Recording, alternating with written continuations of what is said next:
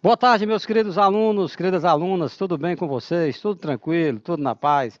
Professor César Robério, seu professor de História do canal Educação. É um prazer estarmos juntos aqui de novo, tá certo? No início mais de uma jornada de aprendizagem, tá certo? Olha, é o seguinte, qual vai ser o assunto hoje, professor, que nós vamos estudar? Eu te garanto que é um assunto que vai repercutir no mundo inteiro, tá? Por quê? Porque logo após esse processo revolucionário que nós vamos estudar hoje, o mundo se dividiu. Uma parte a favor, desejando que todo esse processo revolucionário tivesse êxito, né? E repercutisse, e uma outra parte da humanidade combatendo esse processo revolucionário. Eu estou me referindo à Revolução Russa de 1917. O mundo não foi mais o mesmo. Depois da Revolução Russa, é inevitável nós chegarmos a essa conclusão, porque impactou de diversas formas, tá certo? Vem comigo, vamos lá, vamos aprender, vamos estudar sobre Revolução Russa. Qual é o nosso objeto de conhecimento? Está colocado na sua tela. Aqui são as coordenadas da nossa viagem de hoje, né? Viagem pela aprendizagem, viu, galera? A habilidade que nós vamos focar é essa habilidade que está na tela, né? Que é identificar as especificidades e os desdobramentos mundiais da Revolução Russa e seu significado histórico. Tá legal? Vamos logo deixando bem claro que a Revolução Russa não foi um acontecimento que disse respeito tão somente aos russos. Não, de forma alguma. Teve um impacto, repercutiu, teve desdobramentos, como está colocado na nossa ficha do roteiro da aula de hoje. Tá legal? Muito longe de nós, na longínqua Rússia, distância em termos de espaço, muito distante de nós, em termos cronológicos, aconteceu há mais de 100 anos, foi em 1917, mas seus ecos, ainda hoje, eles reverberam, não tenha dúvida disso. Tá legal? Quais vão ser os objetivos, professor César, na nossa aula de hoje? Identificar os fatores que resultaram na Revolução Russa, 1917, ou seja, qual foi o cenário, tá certo? Qual foi o contexto, qual foi a conjuntura que acabou resultando na Revolução Russa de 1917, tá certo? E compreender as fases desse processo revolucionário, né, russo, 1917, destacando o envolvimento de grupos, de segmentos sociais. Vocês verão que nós tivemos não só uma Revolução Russa, mas foi uma série, uma sequência. Primeiro uma Revolução Menchevique, depois uma Revolução Bolchevique. Já calma, fique tranquilo, nós vamos comentar todos esses processos, todas essas etapas, tá certo? Ao final da aula, pessoal, exatamente são esses objetivos que estão colocados na sua tela que nós vamos pretender atingir, né? É exatamente a nossa meta, tá certo? Daí a importância de você ficar observando o que diz o roteiro da aula, né? Tanto nessa matéria como nas outras. E, lógico, na teoria prática, nós vamos resolver questões, né? Não vamos ficar só na parte da teoria aqui não, tá legal? Vamos também responder questões para você confirmar, tá, sua aprendizagem, tá certo? E ver o que é que ainda está em dúvida, o que é que ainda precisa você aprimorar. Fiquem à vontade, o pessoal do IPTV, o pessoal que está acompanhando pelo YouTube, né, para poder fazer perguntas, questionamentos, participar da aula, interação, são bem-vindas. Tá legal? Vamos em frente. Olha, inicio minha aula com esse pensamento, né, desse tenista norte-americano, o Arthur Ashe, né, esse afro-americano, né, que está aí na tela, tenista, levantando aí, né, um troféu, ele que venceu vários torneios, que marcou a época dele, né, é um esporte bastante elitizado, o tênis, né? Então, o Arthur Ashe, ele se notabilizou, ele foi campeão várias vezes. E olha que frase legal. É uma frase interessante para a gente ficar pensando e iluminando a nossa própria existência, tá certo? Quantas vezes nós não estamos assim, paradão, acomodado, desanimado? Olha o que, não acho que não vai dar certo. Olha o que é que o Arthur Ashe tem a nos dizer. Abre aspas. Comece onde você está, use o que você tem e faça o que você pode. Fecha aspas. Olha que coisa legal, cara. Olha que coisa interessante. Então, o Arthur Ashe, ele não esperava as condições ideais, não, para fazer o trabalho dele. Ele, que além de ter sido um grande atleta, né, no tênis, ele também militou ativamente na luta pelos direitos, né, dos negros nos Estados Unidos, tá certo? Nessas manifestações ele chegou a ser preso 2 vezes. Uma vez protestando contra o apartheid na África do Sul, né, e outra vez em relação à deportação, né, de uns imigrantes ilegais haitianos, né, negros, que estavam nos Estados Unidos. Essa ligação dele com o apartheid é tão interessante que quando o Nelson Mandela, depois que ele foi preso, né, o Nelson Mandela fez questão de ir aos Estados Unidos, conhecer o Arthur Ashe, parabenizá-lo e agradecer pelo envolvimento dele. Tá legal? Então pense nisso, pense nessa frase, comece onde você está, use o que você tem e faça o que você pode, que vai dar certo. Com certeza, tá legal? Vamos lá. Vamos iniciar a nossa aula propriamente dita, tá? Depois desse pensamento do Arthur Ashe, com um mapa. Ah, professor, e essa aula de história, né? Parece que é de geografia, um mapa? Não, meu irmão. Olha, preste atenção. Para que nós possamos aprender bem essa matéria, história, há a necessidade de nós fazermos uso de mapas, da cartografia, cara. Para quê? Para você se localizar no espaço. Eu vou falar sobre a Revolução Russa, tá? E você tem que entender em que espaço, né, territorial aconteceu essa Revolução Russa. Voltemos nossos olhos, né, para mais de 100 anos atrás, também, distante de nós, onde nós estamos agora, onde você está acompanhando essa aula, né, na sua cidade, distante também em relação a termo cronológico, né, porque foi em 2000, em 1917, tá legal? Deixa eu dar aqui uma boa tarde especial para o João Pedro Leão, para Kaique Barbosa, Unidade Escolar Gil Castelo Branco, Fabiana Souza, tá? Também do Gil Castelo Branco, Juliana Cavalcante, boa tarde, Sabrina Almeida Cruz, né? Sabrina Almeida Cruz, também, da Unidade Escolar Oscar Gil Castelo Branco, do Jatobá do Piauí. Beleza, terra da melancia, né? E de muitas outras riquezas naturais, né, de um povo bastante dedicado ao estudo. Olha, parabéns aí, viu, para a galera de Jatobá e de outros municípios que tiveram um bom desempenho na redação do Enem, tá? Eu tive informação no Piauí todo, tá? Nós tivemos bons desempenhos dos alunos da rede pública de ensino, né, da Secretaria Estadual de Educação, tá legal? Pediu, Jack, aquela tela anterior que você colocou do lado ali, são aqueles que estão acompanhando a aula hoje. De repente, tá na configuração aqui das telas, né, o Jack? Ah, sim, nós temos IPTV Betânia, do Inocêncio, né? De onde mais? São João do Divino, Santa Luz, ou seja, também várias escolas, né? Uruçuí, Uruçuí do Piauí, todos bem-vindos, né? Na nossa aula de hoje. Então, nós estamos aqui procurando ver aqui uma interação, tanto pelo YouTube, né, como também pelo IPTV, tá bom? Que são equipamentos que ficam disponíveis nas escolas, onde os alunos acompanham as aulas. Olha a extensão, cara, desse Império Russo. Imenso, né?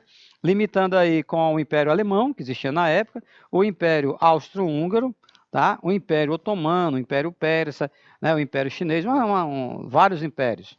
É a era dos impérios, né? Depois você vai fazer o download, tá? Dessa aula, né? Dos slides, fica disponível na plataforma do canal Educação. Boa tarde especial também para nossos amigos de Betânia.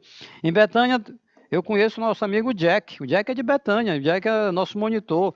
No outro projeto também da Secretaria de Educação, que eu também faço parte, é as salas do Pré-ENEM online, né? Eu ministro aula de História lá. Vou até fazer aqui um merchandising também para vocês. Acontece as aulas de terça e quarta, a partir das 10 às 19 horas, 7 horas da noite. E o Jack, lá de Betânia, né, é o nosso monitor, ele que acompanha todas as aulas e dá um suporte. Estejam todos convidados, tá bom? Ok? Então vamos lá. É nessa imensidão do Império Russo que vai acontecer a Revolução Russa. Então você já se localizou no espaço. Mas essa Revolução Russa, galera, não foi assim não, ó. no estalar de dedos, não. É interessante você entender como é que a história da Rússia ela foi evoluindo no campo econômico, no campo político, no campo da sociedade, para chegarmos no início do século XX, tá, com a deflagração do processo evolucionário. Vamos voltar um pouquinho ao final do século XVII, início do século XVIII, quando a Rússia, o imenso Império Russo, né, foi governado por Pedro o Grande.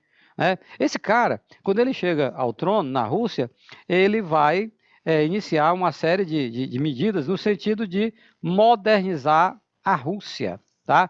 A Rússia era um país muito atrasado, era um país muito obsoleto em muitas áreas, né? O povo passando muitas dificuldades, e em termos de economia, a indústria praticamente não existia na Rússia, né? Ainda era um país de economia agrária, né? Não era um país que se industrializou assim logo de imediato, comparado com, por exemplo, a Inglaterra. O século XVIII é o século da Revolução Industrial, tá bom? Então, o Pedro, o Grande, né, o imperador da Rússia, sim, detalhe, da agora em diante, nós vamos também utilizar a palavra czar, né? Porque imperador russo, o imperador russo também ele era chamado de czar, tá? Então, o imperador russo, você também pode encontrar essa palavra para se referir a ele. Ou então com T, czar. Tá legal? Então você não tem mais dúvida. De agora em diante, apareceu essa palavra aí, tá, czar, ou czar, está se referindo ao imperador russo. É uma particularidade deles, tá legal? Então esse cara, para tentar preservar o império, ele procura modernizar, né, a Rússia. Né? Procurou fortalecer o seu poder, submetendo a Igreja Ortodoxa, instituindo um gigantesco exército. Então Pedro o Grande, tá? Além de ser grande na estatura, né, grande em relação ao poder que esse cara tinha. Por favor, o cara tinha poder demais. Né? É um poder absolutista. Né? Ele tem plenos poderes, o imperador na Rússia. Tá? Então, a igreja ficou logo ali, ele submete, ele coloca abaixo dele, né, sob as suas ordens. Tá? E tendo ali o respaldo de um grande e poderoso exército.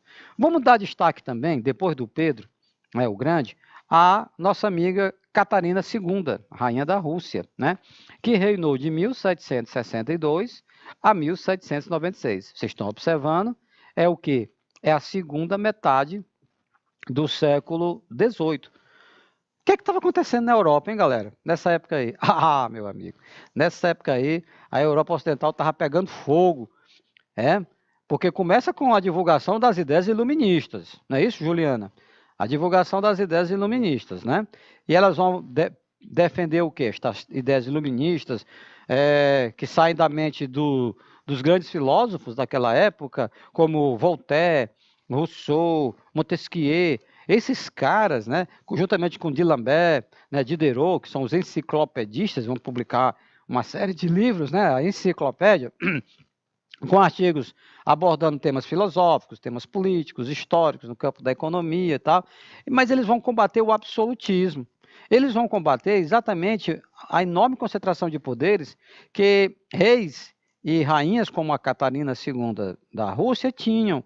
Mas aí é nesse contexto que vão surgir os chamados déspotas esclarecidos. Eita, professor, nunca ouvi falar nesse negócio. História é essa de déspota esclarecido? Vamos lá, tenha calma. Déspota é aquela criatura que tem muito poder, que é autoritário, que é arrogante, que é hostil, né, ostensivo. Agora, esclarecido é aquela criatura que tinha a informação, né, porque, veja só, essa clareza remete para a razão, né? A chamada ideia iluminista, essa luz, remete para o entendimento de razão, né? De razão. Tá legal? Então, a Catarina II da Rússia, na mesma sequência de Pedro o Grande, ela vai procurar modernizar a Rússia, tá? Mas vai se aproximar dos filósofos da Ilustração. Então, ela tem esse diálogo, ela tem esse entendimento com os filósofos iluministas. Mas é lógico que ela não vai concordar em empreender na Rússia, a rigor, na sua plenitude, digamos assim, as ideias iluministas. Por quê? Porque batia de frente, cara, com o poder dela, né? Porque, ora mais, o que é que o Montesquieu defendia? A divisão do poder, né, em 3 dimensões: o poder executivo, o legislativo e o judiciário, combatendo a centralização do poder na pessoa do imperador. Um poder executa, administra, outro elabora as leis e o outro julga, né, condena, absolve, tá? Mas aí, isso aí enfraqueceu o poder da Catarina, não é não? Então, o que é que ela vai fazer? Ela vai implementar algumas medidas, algumas dicas, algumas recomendações, né, dos iluministas. Por isso que ela é considerada uma déspota esclarecida. Ah, professor, que medidas são essas? Está na sua tela. Apoiou os enciclopedistas, ela, Catarina, segunda da Rússia, estimulou manufaturas. Olha, manufatura é algo bastante moderno, né, para aquela época, tá? Estabeleceu o ensino científico e a pesquisa. Ah, que legal, palmas para a Catarina, segunda da Rússia. Além de favorecer os estudos da matemática, né? Então vejam que, por um lado, ela avança, né? Investimento da educação, né? Manufatura. Agora, por outro lado, não tem avanço nenhum. Por exemplo, ela não abre mão de ter plenos poderes, a Catarina segunda da Rússia, né? Isso aí, ela não vai nem querer saber desse papo. Lógico, você já entendeu, porque diminui os poderes dela, tá bem? Tá certo? Então, entendido, Catarina II, nós estamos aqui caminhando para 1917, quando vai pipocar a Revolução Russa, mas tem os antecedentes, tá? Tem a evolução, isso não vai da noite para o dia, são insatisfações que ao longo de décadas, de séculos, né, vão se sedimentando na Rússia. Olha esse cara aí, Alexandre II, já estamos no século XIX, né? O Alexandre II, ele governou a Rússia de 1881, perdão, de 1855 a 1881, tá? Aproveitando-se da fragilidade do Império Chinês, ele invadiu a região de Vladivostok no ano de 1860, tá? Olha só, tá comprando confusão com a China, né? Comprando uma briga com a China, tá legal? E aí, ele vai também nessa ideia de querer modernizar, né, a antiga Rússia, a arcaica Rússia, ele vai abolir a servidão, aquela forma de trabalho obrigatório, né, subordinado, muitas vezes com o uso da violência, e instituir o trabalho assalariado em larga escala, tá certo? Trabalho assalariado em larga escala. Então, a partir do imperador, do czar Alexandre II, tá? Que é finalzinho do século XIX, vocês estão vendo aí, está na sua tela, ele acaba com a servidão. Essa modalidade de você trabalhar de forma forçada, obrigatória para o proprietário da terra, né? E ele vai estabelecer os conselhos, Zemstovs, né? Esses conselhos, eles eram responsáveis pela participação política nas terras russas, mas, vejam bem, mais o que? Tutelados. Então, gente, era tipo assim, era dar um passo para frente e 2 para trás. Quando você lê, o czar Alexandre II, ele permitiu que fossem organizados conselhos, grupos, né, que pessoas se reunissem, debatessem, tomassem decisões. Aplausos para o Alexandre II. Mas eram tutelados pelo czar, ou seja, eram controlados pelo czar. Então, fica aquela coisa pela metade, né? Esses conselhos, né, os Zemstovs, eles não eram livres plenamente. Eles eram tutelados pelo Estado. Tá legal? Aparentemente, eu vou grifar esse aparentemente, né? A Rússia caminhava para uma ocidentalização no campo político. Tá legal? Professor, por que aparentemente? Ora, aparentemente, porque quando você diz assim, Alexandre II permitiu a criação de conselhos, né? Conselhos deliberativos, né? Isso, beleza, isso aí no Ocidente já existia. No entanto, os conselhos eram tutelados pelo czar, pelo Alexandre II. Meu irmão, então, esse avanço político, entre aspas, ele é o quê? Ele é aparente. É por isso que nós destacamos aí, aparentemente. Aparentemente, a Rússia caminhava, né, para a ocidentalização no campo político. Mas o Alexandre II, ele vai ter um fim trágico. Olha essa imagem, né? Aí é uma imagem dele já morto, né? Ele foi morto, o Alexandre II.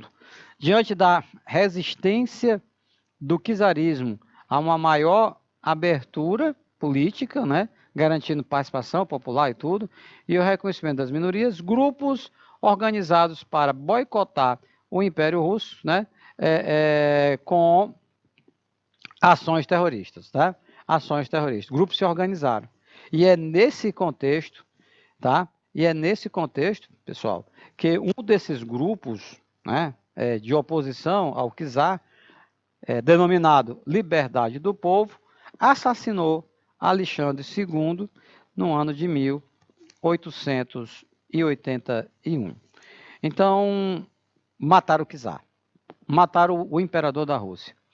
É lógico que esse fato repercutiu rapidamente, tanto no interior da Rússia, como também em outros países, né? Veja você que uma agressão dessa natureza, né? Uma violência dessa natureza, né? Ela acaba tendo desdobramentos, tá? Tendo desdobramentos, né? Então, assim, grupos estão se organizando na Rússia. Olha que nós estamos ainda no final do século XIX. Estamos caminhando para a Revolução Russa, que só foi em 1917. Mas vejam você que muitas vezes até os livros didáticos, eles já entram logo, na Revolução Russa, Nicolau II, né, o czar, mas não fazem essa retrospectiva, né, não debate com o aluno, com os estudantes, esse quadro tenso, né, que reinava na Rússia, né, no finalzinho do século XIX e começo do século XX, que chegaram a ponto de assassinar o czar, né? O czar que era tido como uma figura praticamente sagrada, né, no Império Russo, tá legal? Então o czar foi morto, o Alexandre II. O trono não pode ficar vago, né? O trono não pode ficar vago. O que é que vai acontecer? Então, Alexandre III, ele assume o trono, né, em 1881, o ano que mataram, né, o pai dele, e vai reinar até 1894, né, finalzinho do século XIX. Muitos pensaram o quê? Olha, se o czar, o Alexandre II, já foi morto, né, por não atender às reivindicações, né, toda essa luta por direitos, o que se imaginava era que o Alexandre III fosse empreender uma abertura política, né? Concedendo liberdade de expressão, né? Permitindo que partidos políticos de oposição, sindicatos se organizassem, mas isso não aconteceu. Vejam bem, a esperada abertura política não aconteceu. Mas, sempre tem um mas, a abertura econômica foi encaminhada. Ah, professor, explica esse negócio aí, como é que é? É o seguinte, como eu já falei há pouco, em relação à abertura política, não avançou nada, né? Censura, repressão, prisões arbitrárias, sem julgamento, condenações injustas e tal. Agora, pelo lado da economia, aí teve alguns avanços, né? No lance da economia, da produção de riqueza, circulação de riqueza, né? Veja bem, a Transcaspiana e a Transiberiana, duas ferrovias importantíssimas, né? Para um país enorme, né? Como era a Rússia, o Império Russo. Lembra? Primeiro slide, logo no início da aula, né? Então, andar a cavalo, aquilo tudo, a pé, nem pensar. Locomotivas, nós estamos o quê? Nós estamos no final do século XIX. Essa história de locomotiva já era uma realidade em muitos países, inclusive aqui no Brasil mesmo já tinha. O Barão de Mauá já tinha trazido para cá, trouxe da Inglaterra. Então, pessoal, e a grana para construir essas ferrovias? O capital é uma grana russa ou vem de fora? De fora. Capitais e tecnologias da França e da Inglaterra. Ou seja, a Rússia nem tinha o dinheiro, os capitais, e nem tinha tecnologia, tá certo? Para empreender, tá, essa implantação de ferrovias na Rússia. Então foi preciso recorrer, né, ao capital e à tecnologia de outros países. Mas aí você fica pensando assim, como é que pode, hein, cara? Um país desse tamanho, a Rússia enorme, um império russo rico desse, não tem dinheiro para construir ferrovia, não tem tecnologia, e tem que recorrer a quem? A Inglaterra e a França.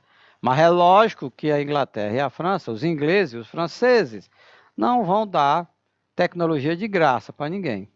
E muito menos vão dar dinheiro de graça para ninguém. Vão emprestar dinheiro e vão vender tecnologia. Quem quiser, que compre, que pague. Tá? E a Rússia acabou entrando nessa. A indústria siderúrgica foi instalada ao lado de uma ampla indústria têxtil. Olha aí, olha só, um cenário novo, né? Num país dominado pela agricultura, tá? Era um país agrário, era um país semi-feudal, a Rússia, vamos já ver isso. E de repente começa a chegar as indústrias, né? Reforçando mais uma vez, com capital e tecnologia estrangeiros, tá legal?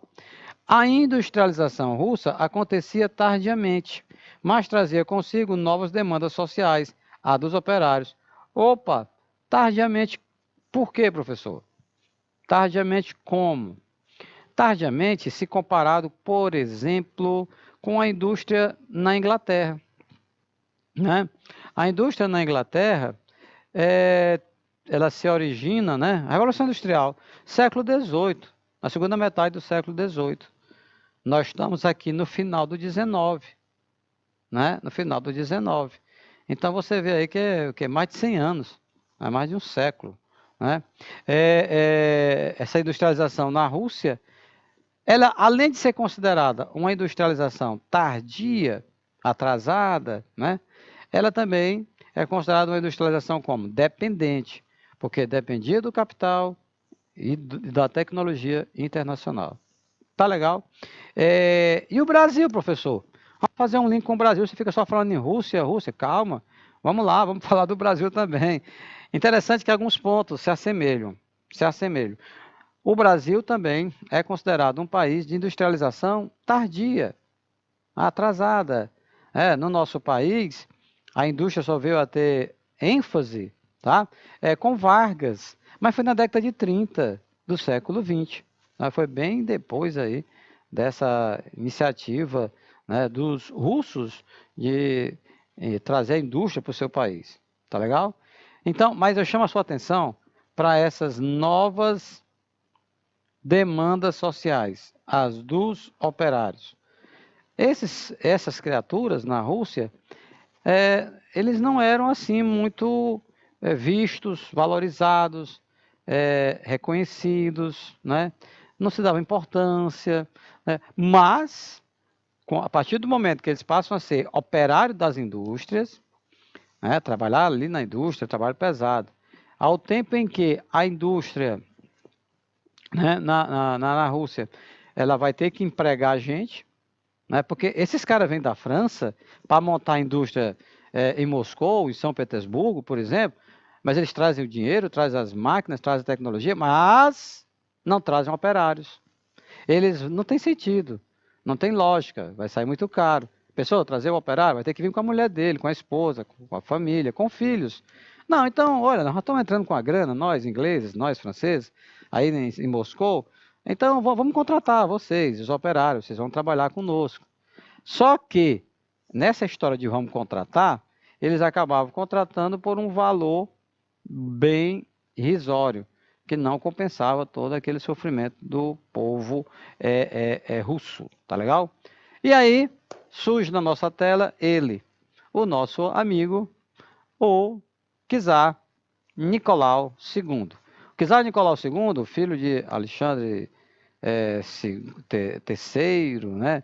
Neto de Alexandre II, o czar Nicolau II foi o último, né? O último imperador da Rússia, rei da Polônia, porque a Polônia já fez parte, já pertenceu à Rússia, e grão-duque da Finlândia, da mesma forma.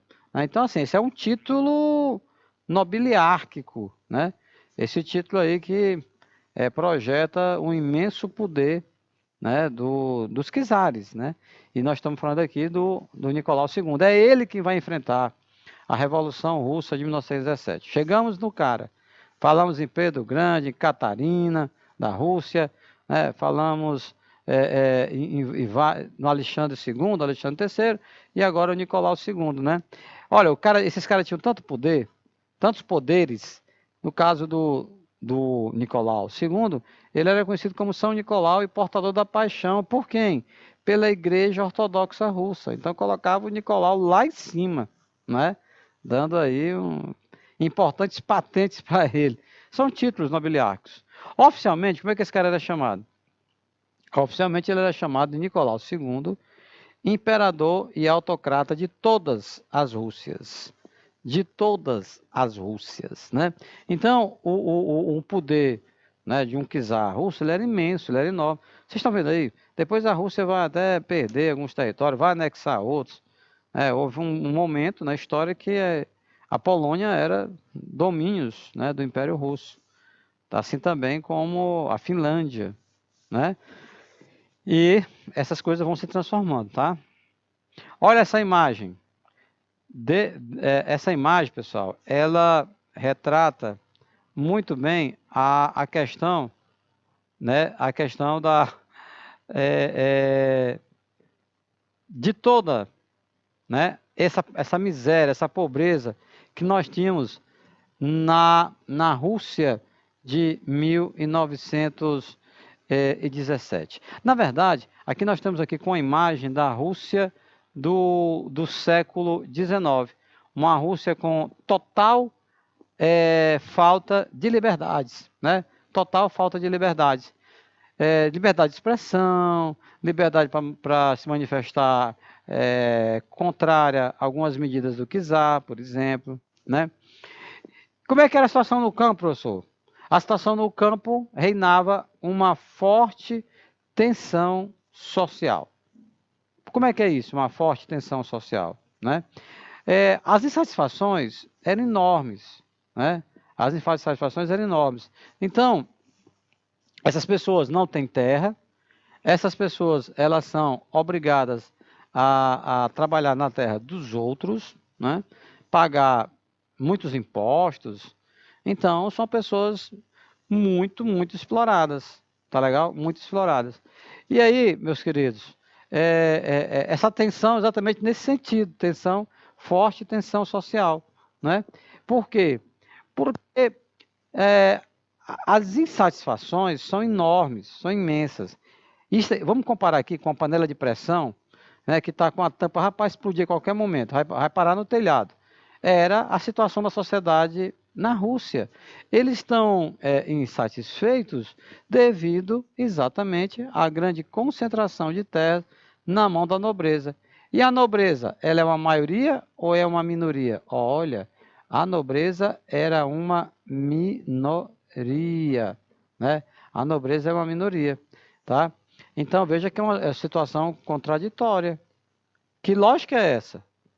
Como é que se explica que uma minoria na Rússia, poucos russos, detenham a propriedade da maioria das terras, né, na Rússia? Tá legal? Por que isso acontece, hein, professor César? Me diz aí. É exatamente o que está no segundo parágrafo. Em muitos lugares continuavam como sistema de produção feudal. Está lembrado como é que funcionava o feudalismo? Né? Em que o feudo, a terra, era o grande parâmetro que definia a riqueza, né, de uma pessoa. Tá? E no feudo, os servos, eles deviam fidelidade, né, ao proprietário da terra, ao seu senhor feudal. Não é isso? Fidelidade total, né? Não podia trair, né? E os feudos, eles eram autossuficientes, na verdade.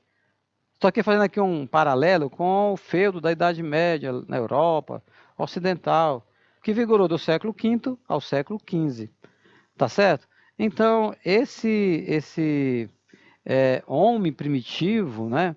Esse homem que habitava, né? Esse homem lá da Idade Média, era uma situação muito semelhante a essas pessoas que moravam na Rússia, tá? Então, em muitos lugares, como está colocado aqui na sua tela, em muitos lugares continuava, né, com o sistema de produção feudal. Se não, lógico, não é feudalismo propriamente dito, não, não, não. Mas é algo que se assemelha, né, ao feudalismo, tá certo? O regime czarista, como é que ele faz? Ele reprimia a oposição e a Okhrana, polícia política, que controlava o ensino, a imprensa e os tribunais, né? Então, a Ucrânia, ela monitorava tudo. Professor ministrando aula, né? Sala de aula, na Rússia, não poderia ficar falando, criticando alguma medida, alguma decisão do czar, tá? Era punido com muito rigor.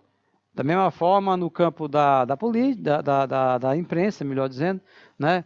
Quem é que era louco, né, para escrever um artigo criticando, questionando, né, alguma decisão do czar? Não dá, cara.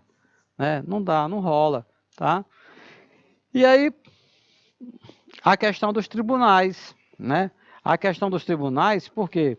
Porque pessoas ligadas ao czar, que cometessem algum crime, lógico que não era julgado.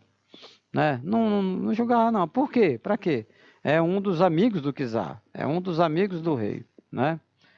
E aí, meus queridos, olha o que, é que vocês estão vendo nessa gravura.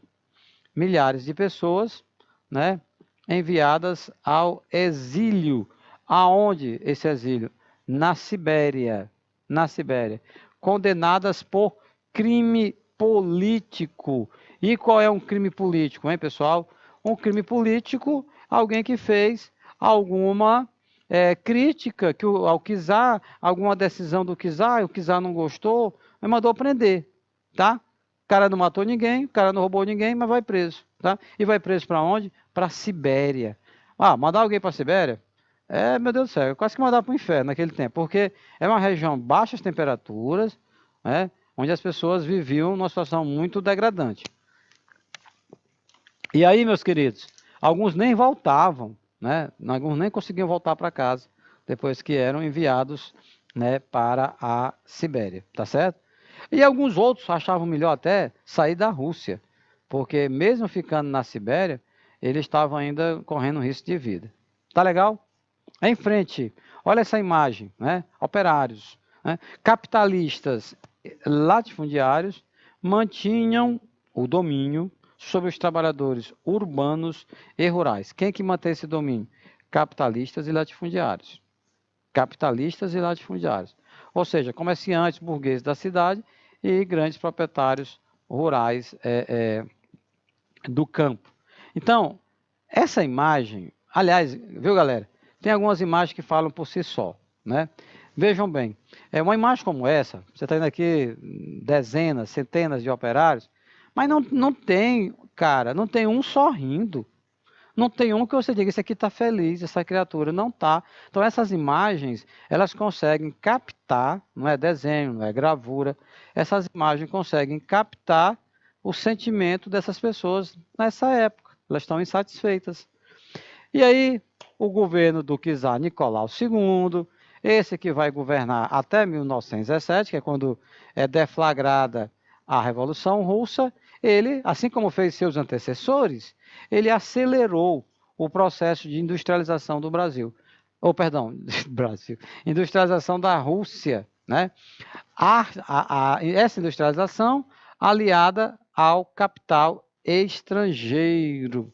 Tá certo? Então, assim, a indústria na Rússia, além de ter sido uma indústria tardia, uma indústria que demorou, uma indústria que atrasou, ela foi uma indústria financiada, né, pelo capital estrangeiro, sobretudo o dinheiro que veio, né, da Inglaterra e da França, tá bom? E onde é que essas indústrias se concentravam, hein, professor César? Olha só, os operários concentraram-se em grandes centros urbanos, como Moscou e São Petersburgo. Mas por que Moscou e São Petersburgo? Porque lá tinha, né, exatamente era onde as indústrias estrangeiras estavam se instalando, tá certo? E olha essa gravura, olha esse cartaz, você está vendo o quê? Você está vendo um prédio enorme representando uma indústria, você observa as chaminés lá no topo. Ao redor do prédio tem tipo uma cobra, um monstro, um dragão, e bem aqui embaixo você está vendo operários lutando contra esse monstro, tá? É curioso, né, gente? A indústria que seria para ser considerada assim, tipo um local em que esses operários trabalhassem de forma digna, né? Recebessem um salário justo, tá? Ficasse feliz porque estava empregado, né? Tem uma fonte de renda e tal. Mas não, virou um local de sofrimento, as indústrias. Um local de tortura mesmo, tá? E aí, galera, as condições de vida vão piorar, viu?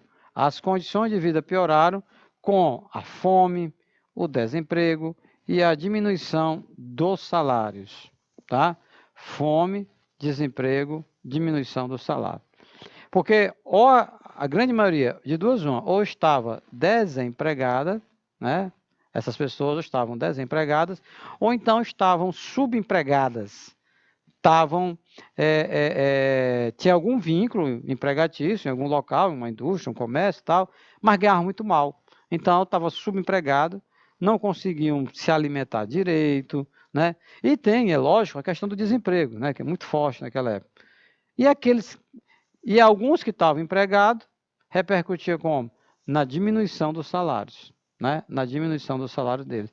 Então, é um caos social. Não pode essa situação permanecer durante muito tempo. O povo está no limite, está por aqui. Você está entendendo? O Kizar, de duas uma. Ou ele fazia de conta que não sabia, ou ele tinha informação, mas subestimava. Achava que não ia dar grandes transformações, não ia ter grandes impactos. E aí, meus queridos, vamos entender mais uma coisa, mais um aspecto.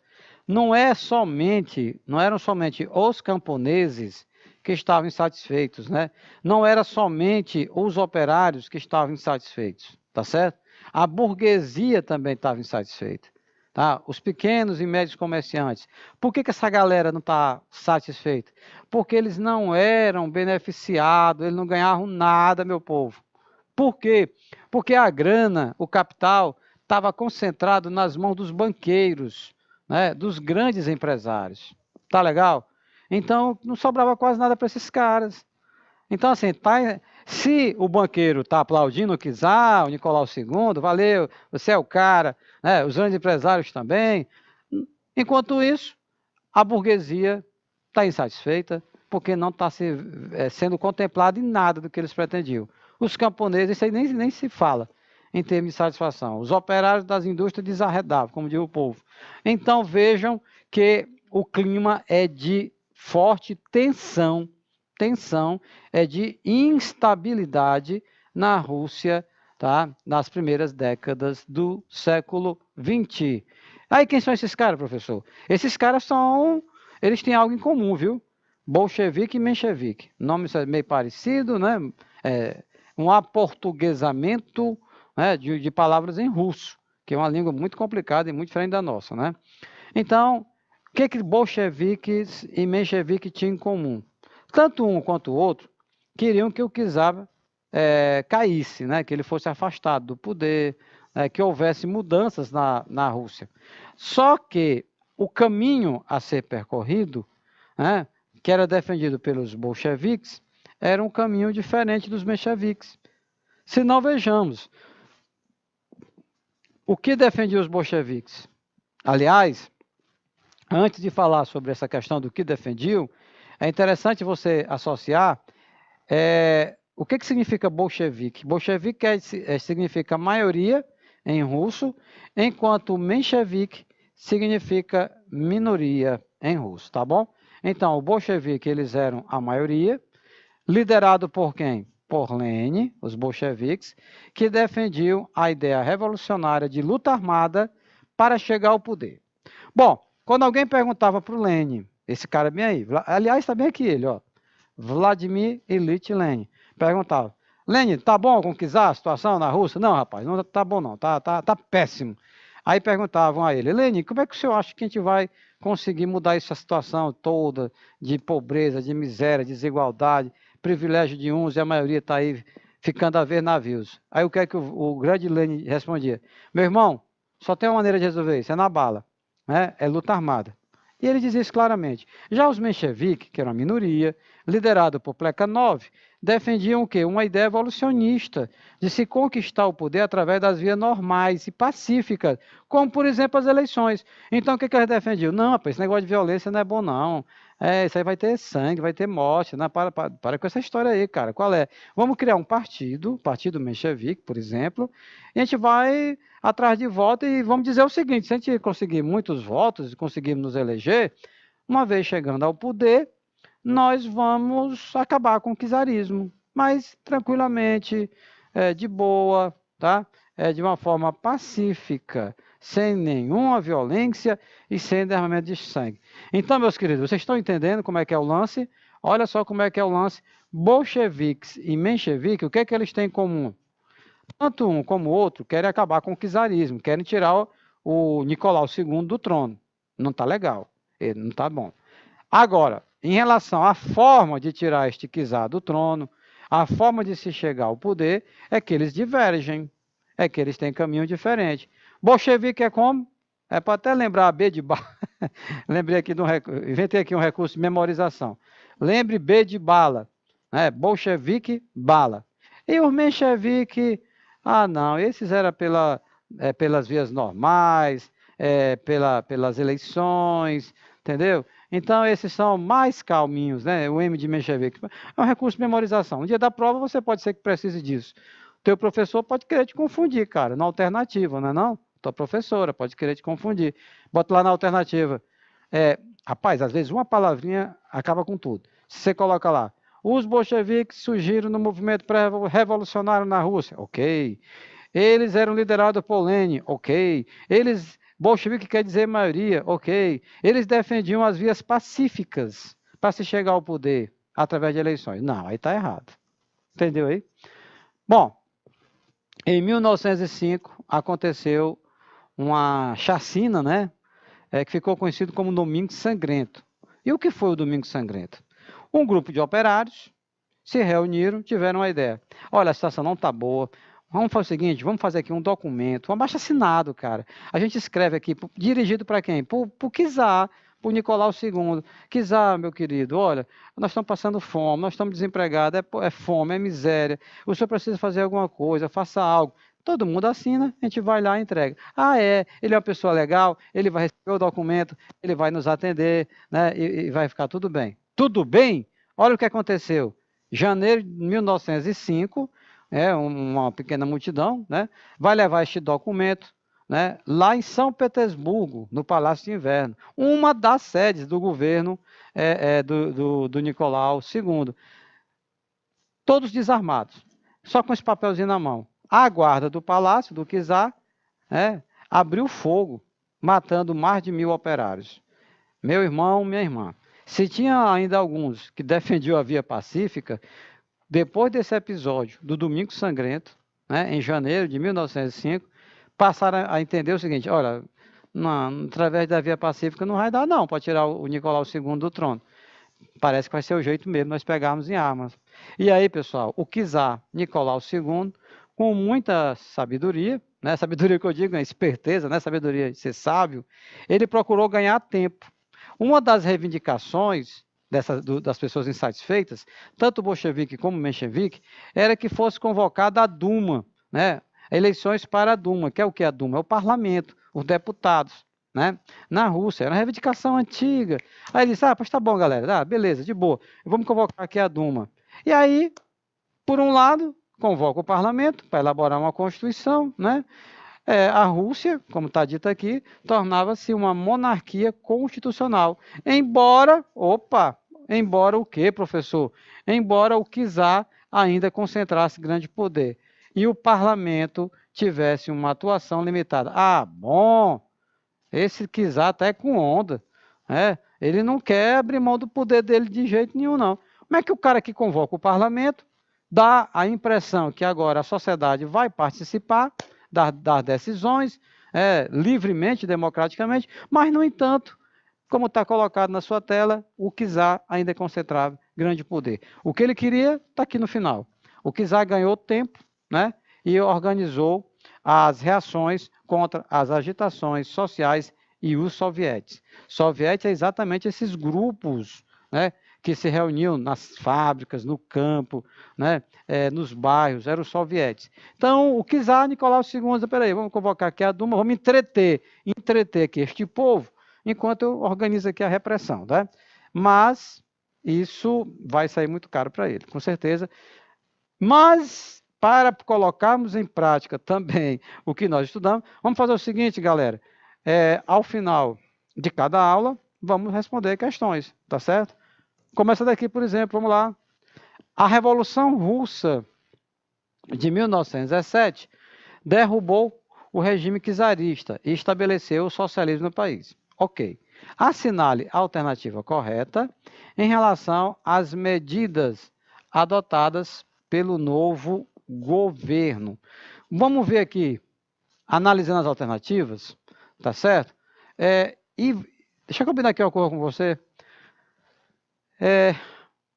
Boa parte das vezes, mesmo que você não tenha um sólido conhecimento histórico sobre aquele assunto que está sendo cobrado na prova, mas você pode acertar pela lógica. Quer ver? Se não, vejamos. Alternativa A. Com a abdicação do czar, estabeleceu-se uma aliança política entre os líderes do regime czarista e os dirigentes do governo provisório. Me diz, tem lógica isso? Os caras vencem, né, uma revolução, afastam, o czar abdica e vai haver aliança. Por que aliança? Então, a aliança aqui está errado. Tá legal? Não tem que fazer aliança coisa nenhuma. Os caras perderam. Vamos lá. B. Lenin, prisioneiro político exilado na Sibéria, ficou excluído do processo revolucionário. Excluído? Não, galera. Esse cara, o Lenin, é um dos expoentes, é uma das grandes referências da Revolução Russa. Você não tem como falar sobre a Revolução Russa sem citar o nome dele. Então, ele não foi excluído coisíssima nenhuma. Por isso, está errado. Vamos lá. Alternativa C. O governo socialista colocou em prática imediatamente o projeto de reconstrução da economia, a nova política econômica. Esse imediatamente aqui que faz com que essa alternativa esteja falsa. Por quê, galera? Porque não foi imediatamente, né? Isso a gente vai até aprofundar mais na próxima aula, que nós vamos dar sequência, né, ao nosso estudo sobre a Revolução Russa. Tá legal? Então, não foi imediatamente, tá? A alternativa D. A fase inicial do processo revolucionário caracterizou-se pela alteração das leis dos direitos civis, pela anulação dos títulos de nobreza. Olha só, gente, anulação dos títulos de nobreza. Todos aqueles caras bacanas que tinham o título de barão, conde, duque, tá? Tudo isso foi anulado. Tudo isso foi anulado, né? Zerou tudo. Então, zera, né, esse título de nobreza. A igreja ortodoxa foi separada do Estado, do governo russo. Havia uma união, né, Estado, igreja, né? A revolução acaba. Reforma agrária. Ora, aqueles camponeses reivindicavam terra para poder plantar, para poder garantir exatamente a subsistência, né? A sobrevivência. Então, foi feita a reforma agrária? Foi. E o fim da propriedade privada, tá certo? A propriedade, pessoal, ela foi estatizada, né? Ela passou a pertencer ao governo, tá? Pertencer ao governo. Então, ela foi estatizada. Portanto, meus queridos, essa alternativa D, ela é a alternativa correta. Tá legal? Passamos para a próxima? Calma, vamos analisar o que tem de errado na alternativa E. Porque vocês sabem que tão importante quanto é você saber qual é a alternativa correta, é também você marcar, né, a alternativa errada. Tá legal? É saber, não, marcar errada, perdão. É saber por que as outras alternativas estão erradas, exatamente para não marcar errada. Repetindo, tão importante é você saber qual é a alternativa correta e por que está correta, é também você saber por que, por quais razões as outras alternativas estão erradas. Era isso. Vamos lá. O que tem de errado na E? No nível político, o governo revolucionário promulgou no mesmo ano uma nova Constituição que legitimou a União das Repúblicas Socialistas Soviéticas. Não, galera, não é não. A União Soviética só foi instituída em 1922. Então, não é no mesmo ano. Né? Não é no mesmo ano que está colocado aqui. Então, é por isso que ela está errada. Tá ok? Então, você tem que ter uma leitura atenta nessas alternativas, né, para você não cair nessas casquinhas de banana, né, que o elaborador colocam para nós, a gente dá uma escorregada, né, e às vezes você acaba marcando a alternativa errada. Então, lê com atenção, lê com cuidado, vai eliminando, algumas eliminam até pela lógica, algumas só interpretação de textos, tá certo? Meus queridos, nós vamos fazer um breve intervalo agora, tá certo? E, na sequência, nós vamos retornar para a nossa segunda aula de História, continuando o nosso estudo sobre a Revolução Russa, Revolução Menchevique e Revolução Bolchevique. Tá legal? Guardando vocês.